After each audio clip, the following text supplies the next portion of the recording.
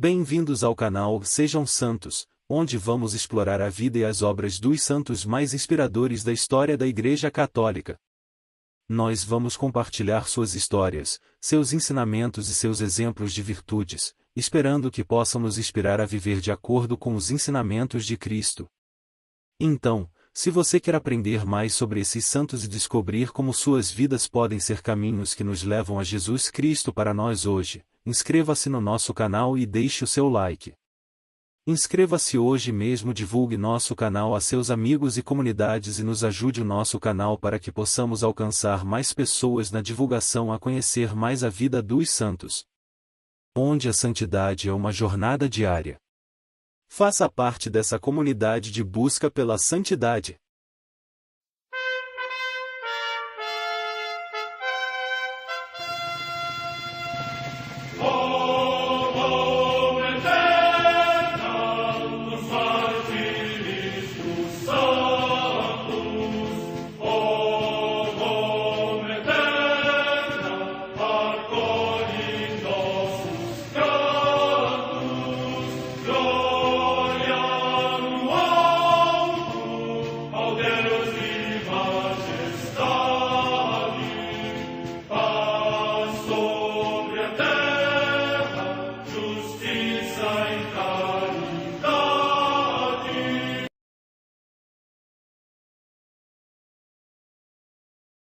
Ler a vida dos santos desperta em nós o desejo de seguir a Cristo. Através de suas vidas podemos aprender as virtudes, a sabedoria e o amor de Deus. Cada santo nos oferece um modelo de vida a ser imitado, como diz São Paulo na carta aos Hebreus, capítulo 12, versículo 1. Estamos rodeados por uma nuvem de testemunhas. A Igreja foi fundada por nosso Senhor Jesus Cristo não apenas como uma instituição, mas uma autêntica família. Os santos mártires, confessores, doutores, as virgens, os santos pastores e todos os demais santos são realmente nossos irmãos que nos precederam no caminho da fé e já estão no céu, para onde também iremos nós, pela graça de Deus. Portanto, sede santos, assim como o vosso Pai Celeste é santo. Mateus capítulo 5, versículo 48. Hoje, dia 2 de agosto, celebra a Igreja a vida desse grande santo, São Pedro Julião Aimar. A Santa Madre Igreja celebra também nesse dia os santos. Santo Eusébio, primeiro bispo de Vercellas, que consolidou a Igreja em toda a região do Piemonte, na actual Itália, e, por ter confessado a verdadeira fé do Concílio de Nicéia, foi exilado pelo imperador Constâncio, primeiro para Citópolis, depois para Capadócia e para Tebaida. Tendo regressado 8 anos mais tarde à sua sede, trabalhou valorosamente para restaurar a fé contra os arianos. Morte no ano 371. Na África Setentrional, na atual Tunísia, a comemoração de São Rutílio, mártir, que, mudando várias vezes de residência para fugir à perseguição e pagando por vezes o resgate com dinheiro, por fim foi inesperadamente preso e entregue ao governador. Depois de ter sofrido inumeráveis suplícios, foi lançado ao fogo e coroado gloriosamente com o martírio. Morte no ano 212. Em Roma, no cemitério de Calixto, Santo Estevão I, Papa, que, para afirmar claramente que a união baptismal dos fiéis com Cristo se realizava uma só vez, proibiu que os hereges que quisessem voltar à plena comunhão com a Igreja fossem de novo batizados. Morte no ano 257. No território de Burgos, na Espanha, Santa Centola, mártir. Data da morte incerta. Em Pádua, na Venécia, hoje na Itália, São Máximo, bispo, que é considerado sucessor de São Prosdóximo. Morte entre os séculos 3 e 4. Em Marsella, na Provença, região da Gália, atualmente na França, São Sereno, bispo, que deu hospitalidade a Santo Agostinho e seus companheiros enviados pelo Papa São Gregório Magno para a evangelização da Inglaterra e, quando se dirigia a Roma, morreu em Vercellas, território da atual Itália. Morte no ano 601.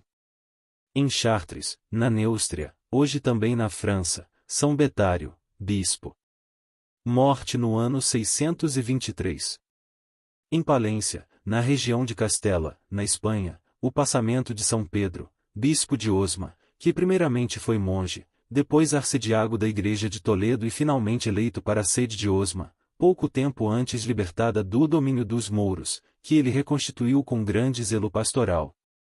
Morte no ano 1109. Em Caleruega, também na região de Castela, a comemoração da Beata Joana, mãe de São Domingos, que, com grande espírito de fé, fez grandes obras de misericórdia em favor dos miseráveis e dos aflitos. Morte no século XIII. Em Barbastro, também na Espanha, os beatos Filipe de Jesus Munarriz Ascona, João Dias Nosti e Leôncio Pérez Ramos, presbíteros e mártires, que eram missionários filhos do Imaculado Coração de Maria e, durante a perseguição contra a Igreja, foram fuzilados às portas do cemitério, em ódio à vida religiosa. Morte no ano 1936. Também em Barbastro, o beato Zeferino Jimenez Mala, mártir, que, sendo de etnia cigana, se dedicou a promover a paz e concórdia entre o seu povo e os vizinhos, até que, durante a mesma perseguição, por ter defendido um sacerdote maltratado pelos milicianos, foi metido no cárcere e depois levado ao cemitério e fuzilado com o rosário nas mãos, terminando assim a sua peregrinação terrena. Morte no ano 1936. Em Níjar, localidade próxima de Teruel, na Espanha, o beato Francisco Calvo Burilo, presbítero da Ordem dos Pregadores e mártir, que na mesma perseguição contra a fé sofreu o martírio. Morte no ano 1936. Em Madrid, também na Espanha, o beato Francisco Tomás Serer, presbítero da Congregação dos Terciários Capuchinhos de Nossa Senhora das Dores, que na mesma perseguição derramou seu sangue por Cristo. Morte no ano 1936. 15 ouros negros. Em Pianura, na Campânia, região da Itália, São Justino Maria Rossolilo, presbítero da Diocese de Nápoles, fundador da Sociedade das Divinas Vocações. Morte no ano 1955. São Pedro Julião Eymar, precursor do Reino Eucarístico. Chamando a fundar a primeira ordem dedicada especificamente a louvar o sacramento do amor, a providência queria dele, sobretudo, uma fé que nunca se deixaria vencer, apesar das contradições e desmentidos. São Pedro Julião Eymar.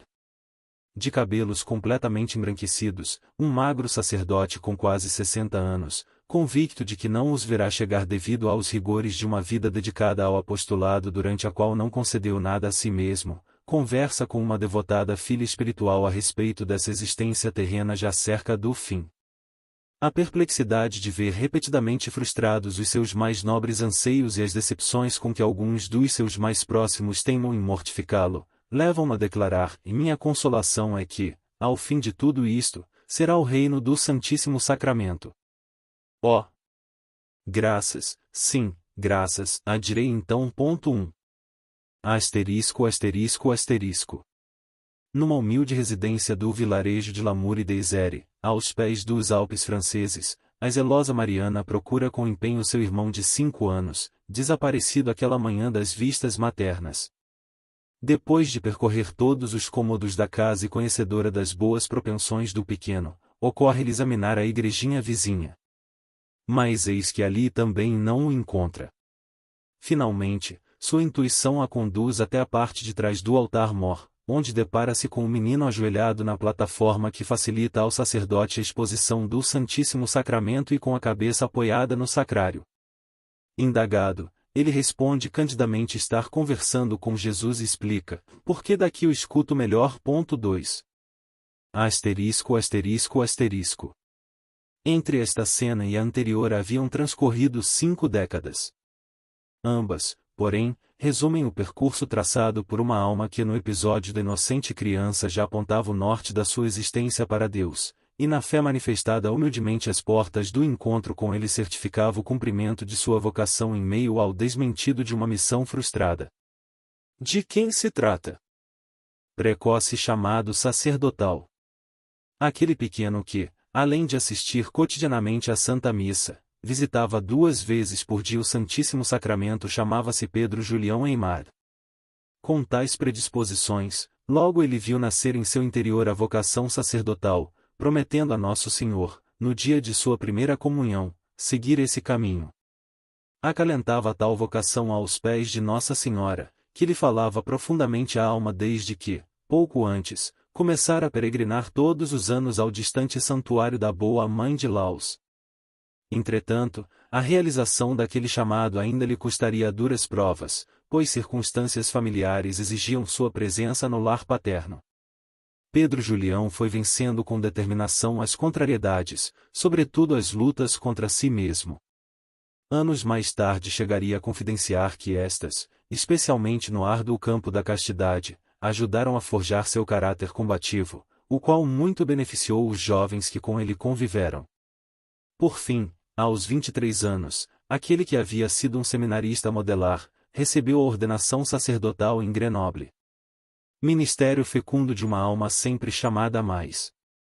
Quem analisa a vida do jovem sacerdote fica surpreso ante seu exímio desempenho em todas as obrigações para as quais seus superiores o destinam. Entretanto, desde seus primeiros passos rumo ao presbiterato, o padre Aimar aspirava veementemente à vida religiosa, anseio que não pudera cumprir devido à frágil saúde e à oposição da própria irmã.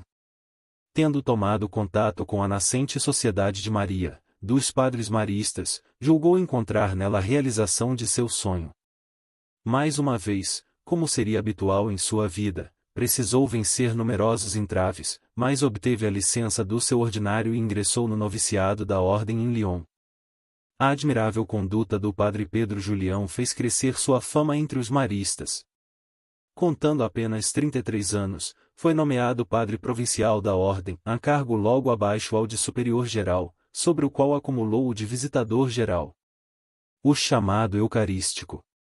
A projeção do padre Aimar parecia não encontrar limites na congregação. A providência, porém, chamava-o ad maiora.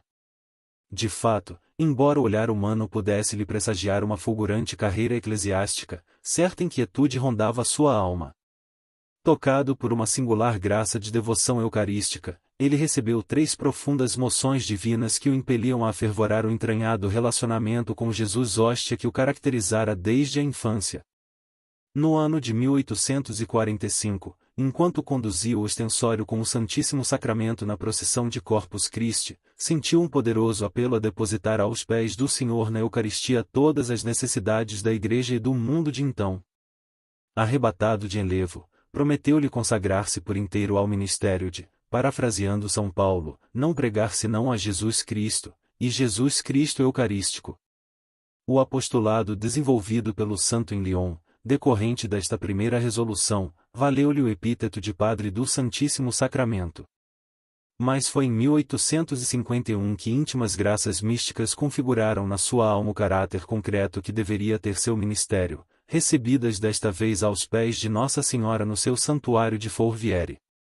Anos depois ele mesmo escreveu os pensamentos que então o absorveram, e não é com efeito para admirar que, desde a instituição da Igreja, a Santa Eucaristia não tenha tido um corpo religioso, sua guarda, sua corte, sua família, ao passo que todos os outros mistérios de Nosso Senhor o têm tido para honrá-los e pregá-los.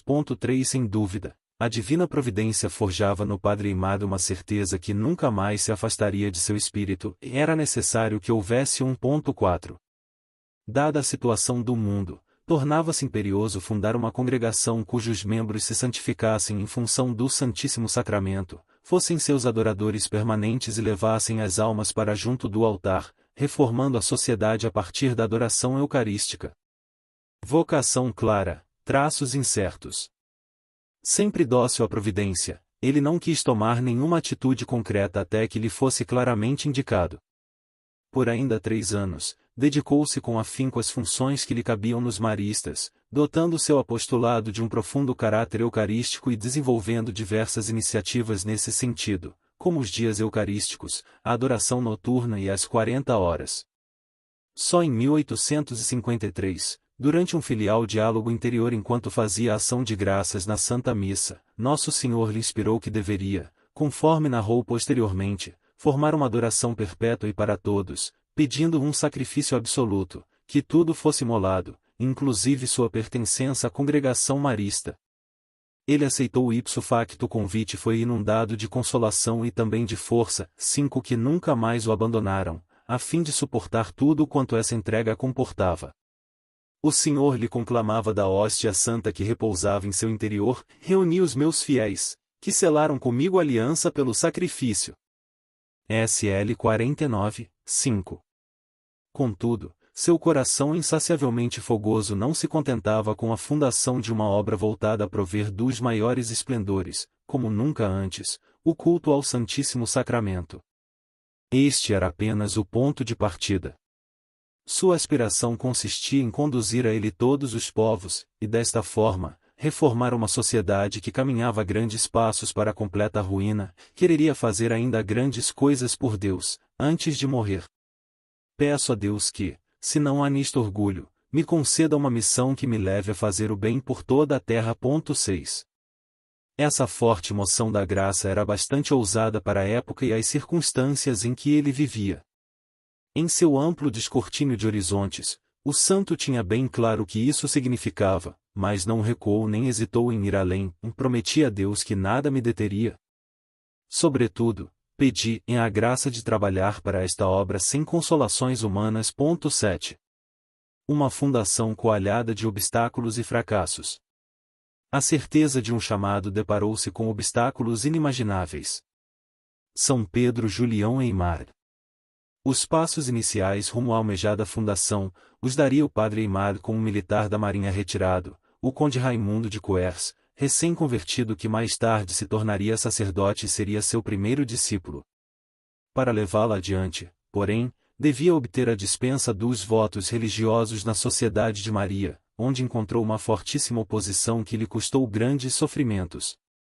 Muitos daqueles que ainda considerava seus irmãos de hábito tinham por traidor da vocação, pois, conforme diziam, ele abandonava a congregação para envolver-se num projeto meramente humano, movido por desejo de realização pessoal. Obtida finalmente a licença, os dois companheiros puseram-se a campo para a realização da obra que aspiravam, com a bênção do Papa Pio IX, que estimulava esses trabalhos, e do arcebispo de Paris. Entretanto, a penúria de meios era tal que muitas vezes lhes fez temer pela continuidade da fundação, pois até despejados foram da primeira casa em que se reuniram.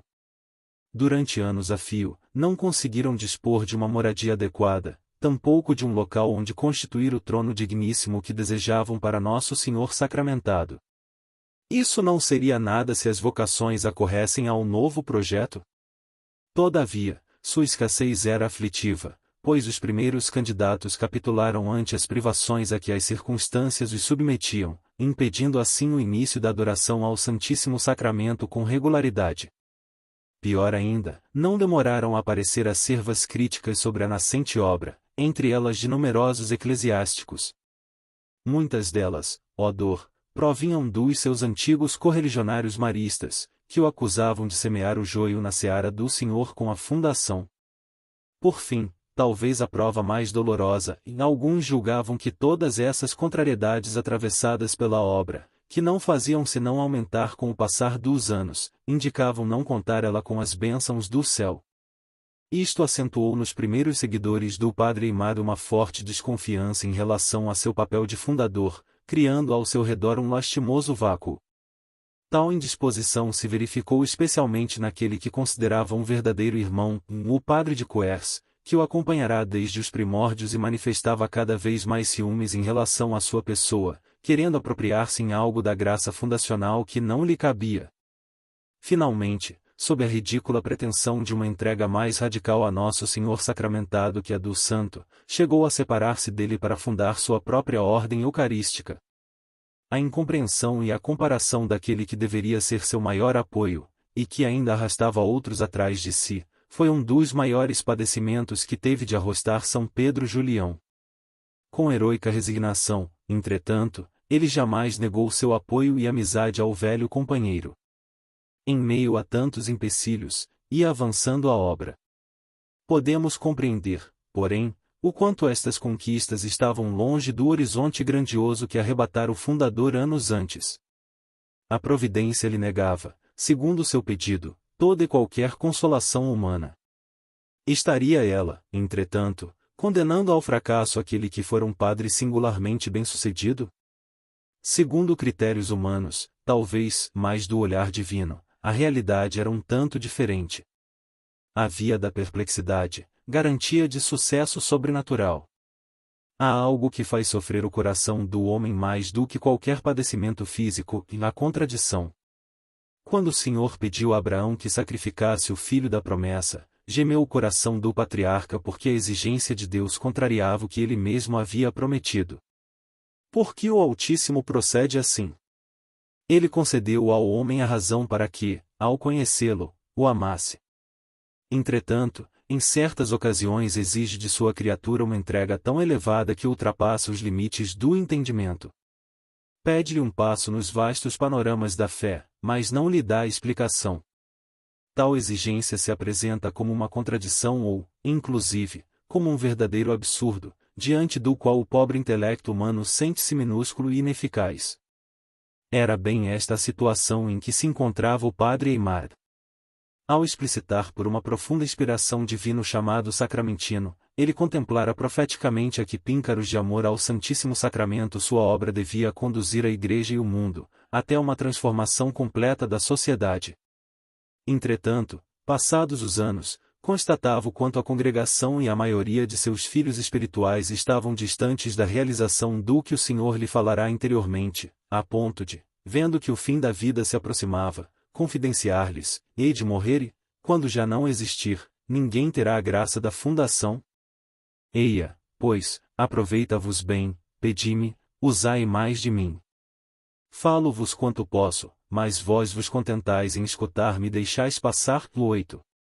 Aos que Deus escolhe para trilhar as vias da contradição, restam-lhes apenas duas atitudes: revoltar-se, abandonando o primeiro amor e juntando-se aos que no céu vociferaram não serviam, ou submeter-se, ainda que nas brumas da incompreensão, unindo-se às miríades que bradaram que exulte Deus e perseveraram na fidelidade àquele que os amou primeiro.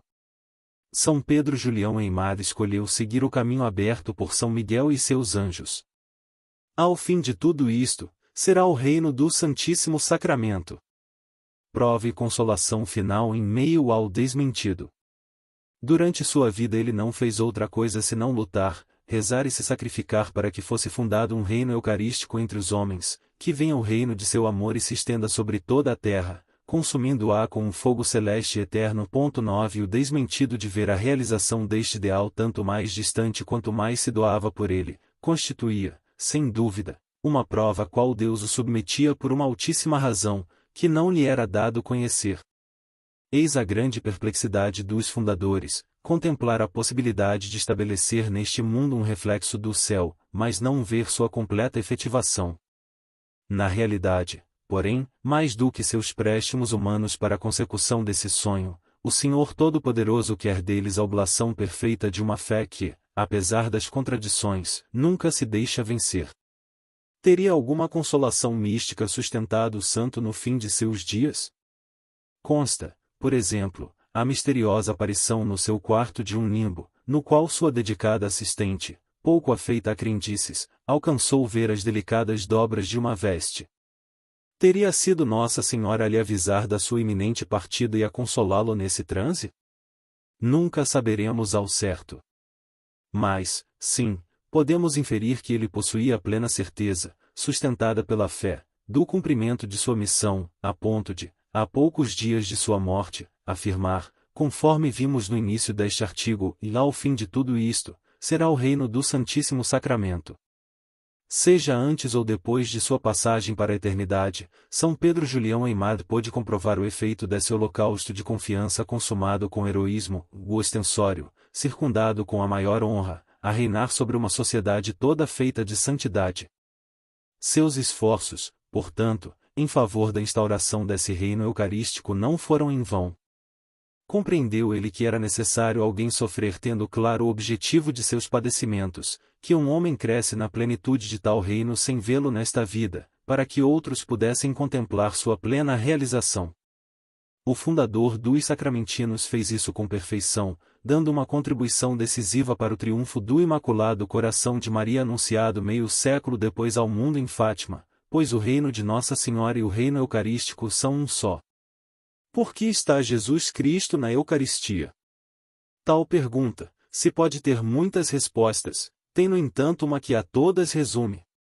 Jesus Cristo está na Eucaristia porque nos ama e quer que nós o amemos. O amor, eis a razão de ser da instituição da Eucaristia.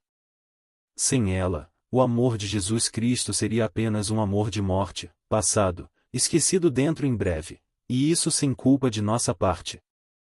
Só a Eucaristia satisfaz plenamente as leis e exigências do amor. Jesus Cristo, dando-nos nela provas de amor infinito, tem direito de nela ser amado. Ah! Não nos tivesse Nosso Senhor deixado outro legado de seu amor senão Belém e o Calvário, e quão depressa o teríamos esquecido. Que indiferença! O amor quer ver, ouvir, conversar, apalpar. Nada substitui o ente querido, nem lembrança, nem dons, nem retratos, nada disso tem vida. E quão bem sabia Nosso Senhor que nada poderia tomar seu lugar, pois carecemos dele mesmo. Não nos basta então sua palavra? Não, já não vibra, já não ouvimos as tocantes expressões dos lábios do Salvador. E seu Evangelho? É um testamento. E os sacramentos, não dão a eles vida? Só o Autor da vida poderia entretê-lo em nós. E a cruz? Ah! Sem Jesus quão triste é! E a esperança? Sem Jesus é uma agonia. Ah! Sem Jesus, presente entre nós, seríamos por demais desgraçados. Mas com a Eucaristia, com Jesus em nosso meio, quantas vezes sob o mesmo teto, dia e noite, a todos acessível, a todos esperando na sua morada sempre aberta, admitindo as crianças, chamando-as com acentuada predileção, a vida torna-se menos amarga. É o Pai amoroso, rodeado dos filhos. É a vida de sociedade com Jesus.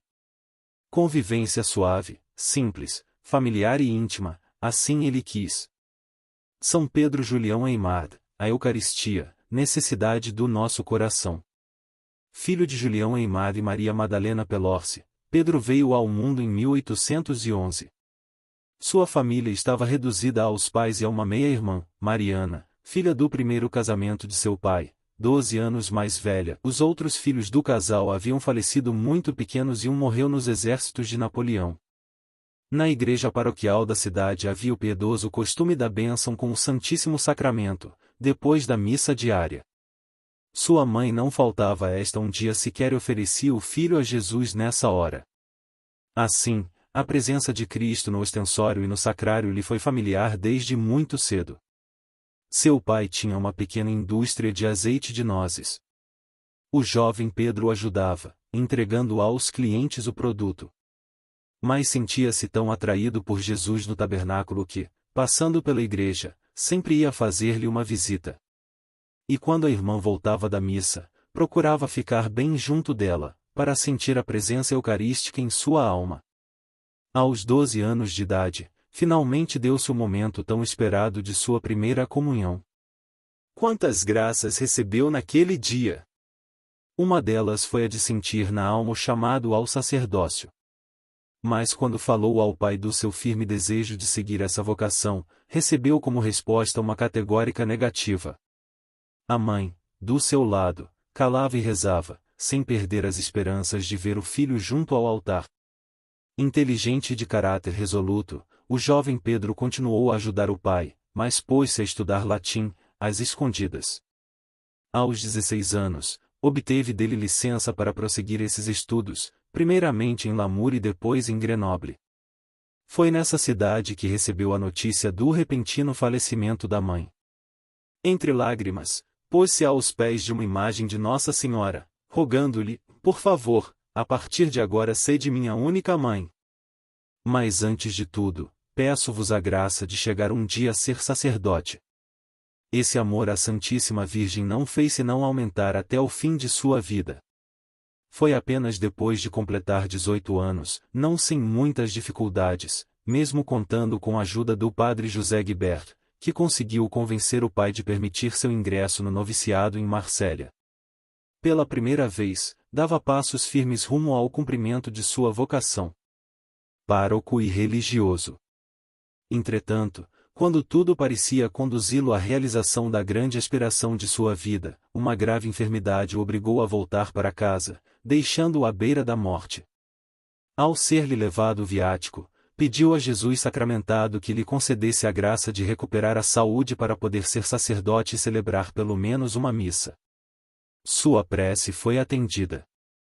Curou-se e ingressou no Seminário Maior de Grenoble e em 20 de julho de 1834, festa de Santo Elias, recebia a ordenação sacerdotal, aos 23 anos de idade. Como autêntico pastor, tinha por meta santificar-se e santificar suas ovelhas, seguindo os métodos de outro santo pároco, o cura de Ars, do qual era grande amigo, e diariamente rezava o ofício divino na igreja e depois saía para o átrio a fim de conversar com os fiéis.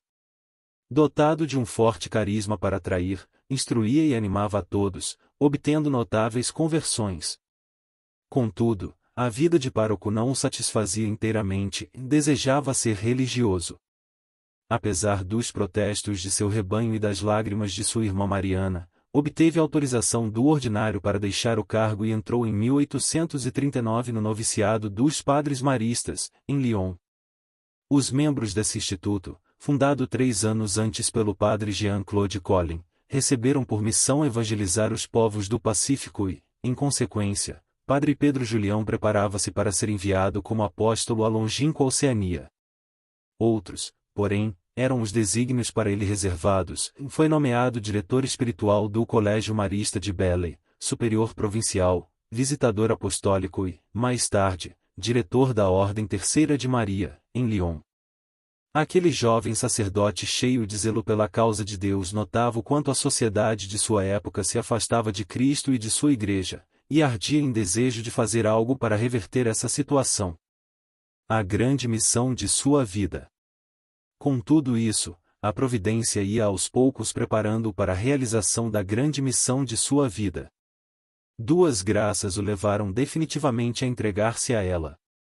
Portando a custódia com o Santíssimo Sacramento durante uma procissão em 1845, sentiu-se invadido por uma grande força e pediu a Deus que lhe desse o zelo apostólico de São Paulo, para difundir como ele o nome de Jesus Cristo. Nós não pregamos senão a Jesus Cristo, e Jesus Cristo sacramentado, dizia ele, parafraseando a célebre afirmação de São Paulo, Confronticon e Corum, 23. Nasce a congregação dos sacramentinos. Disposto a pôr-se imediatamente à obra, expôs ao superior-geral dos Padres Maristas seu desejo de fundar uma nova congregação. Este examinou com vagar o projeto e o dispensou dos seus votos de religioso, dando-lhe assim plena liberdade para agir. Logo depois, porém, julgou melhor submeter o caso ao arcebispo de Paris, Dom Marie-Dominique Auguste Cibour. Apresentou-se, pois, no palácio arquiepiscopal o padre Pedro Julião, acompanhado de seu primeiro discípulo, o conde Raimundo de Coers, ex-capitão de fragata, que receberia mais tarde a ordenação sacerdotal na nova congregação. Explicou a Dom Cibour seu plano de fundar uma instituição religiosa contemplativa de adoradores do Santíssimo Sacramento e ao mesmo tempo de vida ativa, com uma frente de apostolado voltada, sobretudo, para a classe operária, ocupando-se em incrementar a devoção à Sagrada Eucaristia, preparar adultos para a primeira comunhão e outras atividades correlatas. O arcebispo se entusiasmou com a ideia, declarando ser essa obra que faltava na Arquidiocese de Paris. Nasceu assim a Congregação do Santíssimo Sacramento, em 13 de maio de 1856. Em seu primeiro encontro com o Beato Pio IX, em 1858, este foi ainda mais caloroso e categórico que o arcebispo de Paris. Estou convencido de que sua obra vem de Deus e a Igreja dela necessita, afirmou. 5 anos mais tarde, em 1863, o mesmo pontífice enviou-lhe um breve laudatório, aprovando oficialmente o novo instituto. Os sofrimentos consolidam a obra. A comunidade inicial, formada por apenas 3 membros, Padre Pedro Julião, Padre Coers e Padre Champion, instalou-se numa casa posta à sua disposição pelo próprio Dom Cibour. Na festa dos Reis Magos de 1857, expôs-se pela primeira vez o Santíssimo Sacramento na capela. Um ano depois, foi conseguida a segunda casa no subúrbio de Saint-Jacques, a qual ficou conhecida pelo nome de Capela dos Milagres, por causa de todas as graças ali derramadas ao longo de 9 anos. A obra desenvolvia-se com lentidão, enfrentando dificuldades de toda a ordem.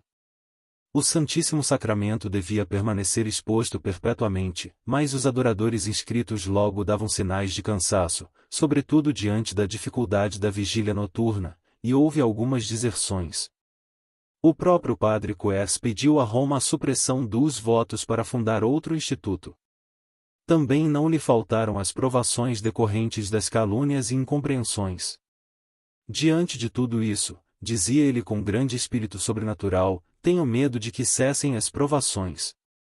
Assim, não foi apenas a dor física, das penitências voluntárias e das enfermidades, que purificou sua alma e a sua fundação, mas também o sofrimento moral. Fecundidade da adoração. Apesar disso, as vocações continuavam chegando, graças, sobretudo, aos sermões cheios de entusiasmo eucarístico do fundador, que os preparava diante do tabernáculo. Não em vão, afirmava o padre Aimar, 1 hora aos pés de Jesus sacramentado vale mais do que uma manhã inteira de estudos em livros. Como São Paulo, era o amor de Cristo que o impelia a pregar. Ardia em seu coração um enorme desejo de incendiar o mundo com o fogo de aquele que está presente em cada sacrário.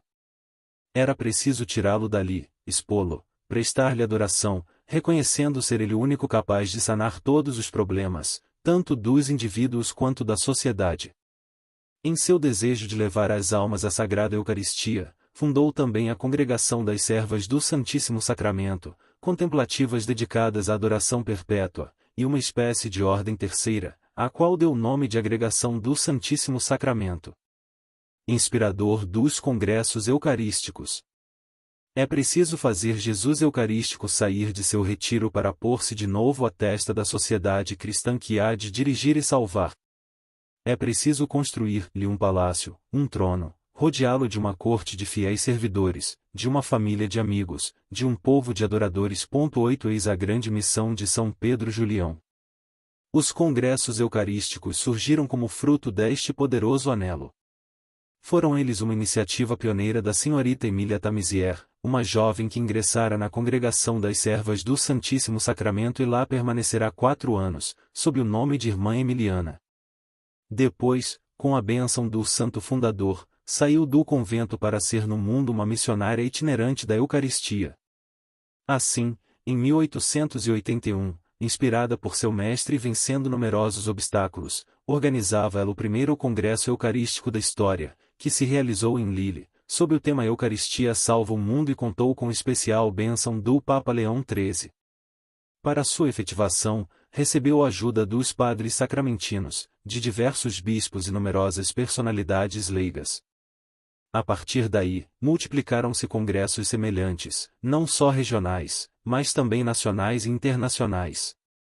Uma instituição que tomou vulto e perdura até nossos dias. O caso de uma vida santa. Extenuado por suas intensas atividades, emagrecido e com dificuldades de se alimentar, o padre Aimar recebeu estritas ordens médicas de repouso. Na segunda quinzena de julho de 1868, dirigiu-se a Lamure, onde podia contar com os cuidados da irmã. Em caminho, celebrou sua última missa em Grenoble, na capela consagrada à adoração perpétua. Poucos dias depois, os médicos diagnosticaram uma hemorragia cerebral. Sua última confissão foi feita por sinais, pois já não conseguia falar. Morreu no dia 1º de agosto de 1868. Morreu um santo! Exclamavam os habitantes da pequena cidade. Antes de completar-se 1 ano de seu falecimento, beneficiou com vários milagres os fiéis que rezavam ante sua sepultura. Quase 100 anos depois, no dia seguinte do término da primeira sessão do Concílio Vaticano II, 9 de dezembro de 1962, João XXIII o elevou à honra dos altares em presença de 1.500 padres conciliares. Passados mais 33 anos, era inscrito no calendário romano e apresentado à Igreja Universal com o título de Apóstolo da Eucaristia. São Pedro Julião Aimar. Rogai por nós.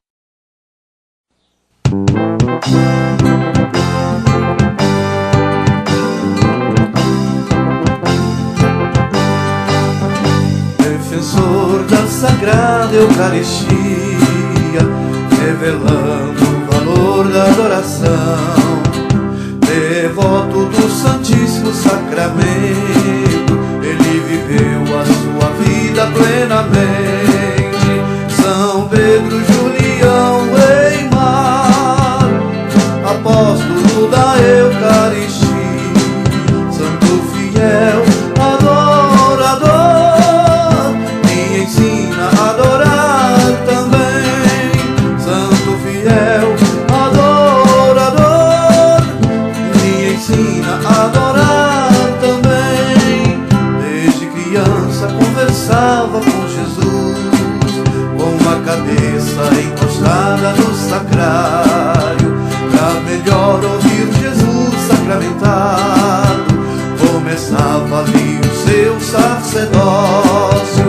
São Pedro, Julião, Eimar, apóstolo da Eucaristia, santo fiel, adorador, me ensina a adorar também. Santo fiel, adorador, me ensina a adorar também. Enfrentou decepções e sofrimentos para honrar sua missão na igreja, adorar a Jesus perpetuamente, consumiu a sua vida no altar. São Pedro, Julião, Eimar, apóstolo da Eucaristia, santo fiel, adorador, me ensina a adorar também.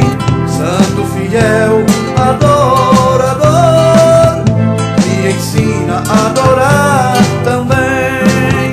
Vamos juntos construir um palácio onde Jesus eucarístico vai reinar, uma corte com fiéis adoradores, e uma nova sociedade surgirá.